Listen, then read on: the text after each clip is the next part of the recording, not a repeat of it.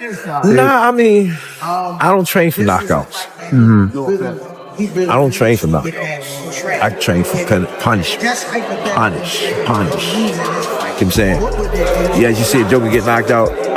Lucky punch. I didn't see the punch. Don't remember nothing. When you whoop him,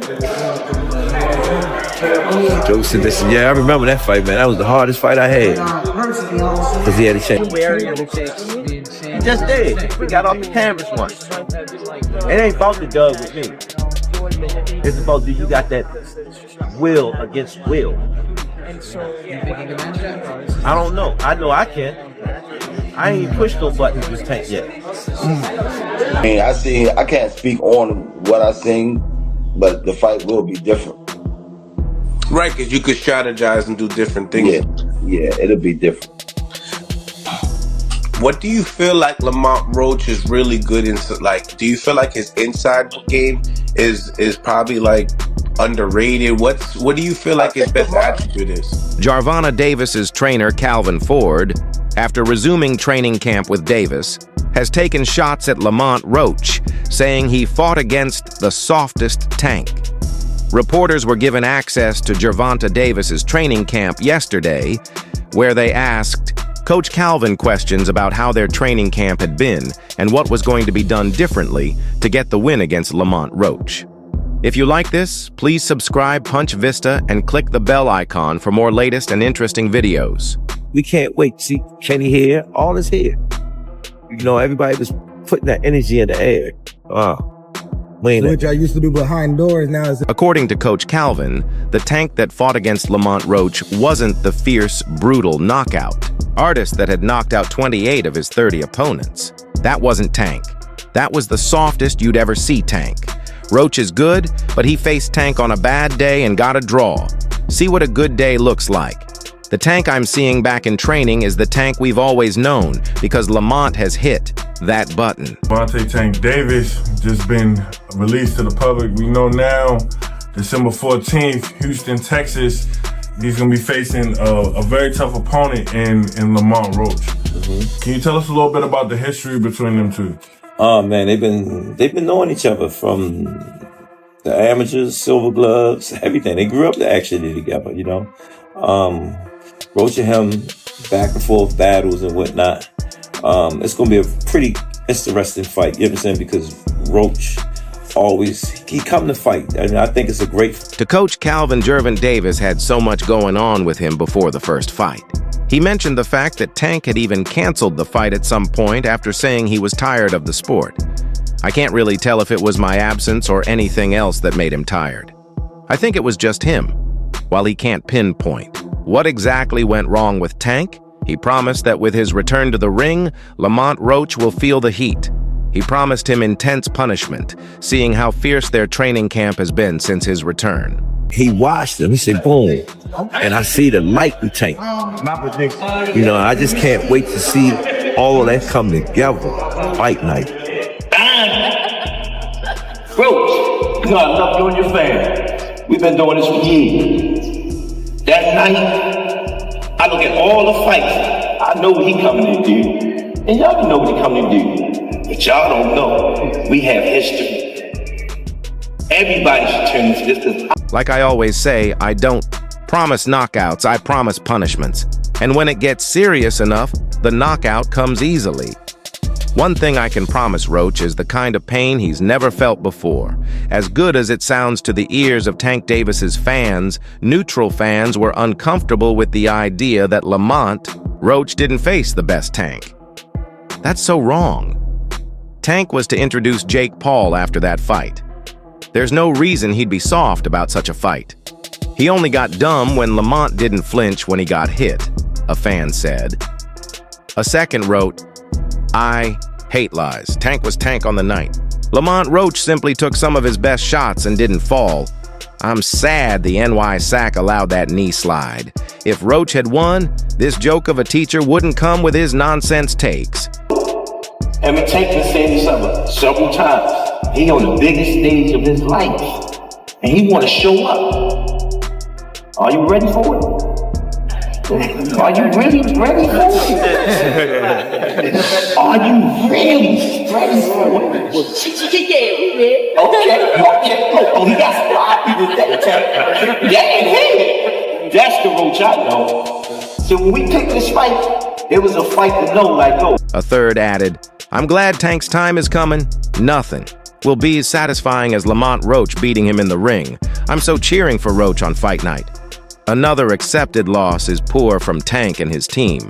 Right from the night they fought, Tank had been saying he could have knocked him out, stating he didn't know what round it was and such. This guy has met his match, and he should just accept it. Even Lamont Roach had once argued about the reports, that Tank was not at his best on the night. But right now, like he said, we got to rumble. We got to rumble, so all that shit don't matter to me right now. And I'm going to take full advantage of that because it's like he got 1 foot in, 1 foot out. Or he losing this fire. Like, he losing this fire. Like, I don't know if y'all seen the last press conference. When I got up on him, towards the end, he was getting this, you know what I'm saying? He was getting this shot. I told him, I said, oh, there that fire go right there. That's what I want to fight the best. I want to fight the best version of him. You want the best version of Tank? Yeah. In the aftermath of the fight, a common narrative among fans was that Davis, who started the fight as a favorite to beat Roach, was overrated given how the outcome went. However, few people would be able to offer a truer answer to this question than Roach, given he spent 12 rounds in the ring with him. And during his appearance on a March 18th episode of the It Is What It Is podcast, Roach set the record straight on whether he thinks Davis is overrated. Naj, you got anything else from Lamont? Yo, last question. I just want to know, how has your life changed since the fight, man? Obviously we follow each other on social media. I see your followers went up, all of the other stuff kind of going up. How has things changed for you since the fight has happened? Bruh, literally overnight, it changed. Like, I ain't gonna lie, I got walking around with security. Like, you know what I'm saying? Like, I walk around with my peoples. Like, it's crazy. I can't do the same stuff that I used to do. I definitely want the people to know that he was on his A game that night. I'm going to tell people that 100%. Roach said just because he didn't live up to the standards doesn't mean that he fought a bad fight. People say he's trash now and overdone. He's a fighter. I was in there thinking like I have to. It didn't take away anything from him. That was why the fight was, he added. So there you have it. Both Davis and Roach will get a chance to stake their claim as the better fighter when the two rematch later this year. Can't go to the grocery store. I can't go nowhere, bro. Like, I can't do nothing. And it's crazy. Like, it's just crazy because I know that that's what this come with if I get to the level that I'm supposed to be. But when it really happened to you, like, you sit back and look at it like, damn, like, this really happened. You see, for a long time, people were used to the familiar sight of Calvin Ford and Kenny Ellis.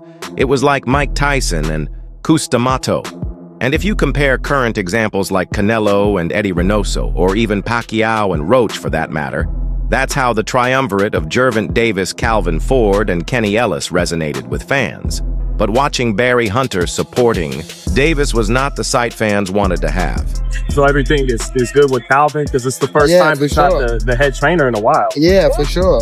Calvin, again, I said Calvin's bop. One wonders what might have caused the rejig. Speaking with Fight Hub TV, Calvin Ford shed some light on the issue. Davis fought his second PBC Amazon Prime Video PPV show. Like many, Ford expected a good fight and saw how Davis's training translated into the ring. With Tank coming from Baltimore and Roach from DC, he remembered the duo sparring a lot in the gym. He respected Roach's work ethic and felt that it was a chance for him. Maybe people are misreading the situation. We aren't changing up anything, he said. He'd just taken a step back, but the training structure stayed the same. The reporter made it clear that they're not saying there's a breakup or a falling out between Ford and Gervonta Davis. He will always be around, you know what I mean? So, that's Pops, like I said. So he'll always be there. It's without me, without Calvin, it wouldn't be no me. You know what I mean? Because at first, when I came into the They just wanted to know whether the temporary separation made their bond stronger, like when family members spend time apart, and then respect each other more when they reunite.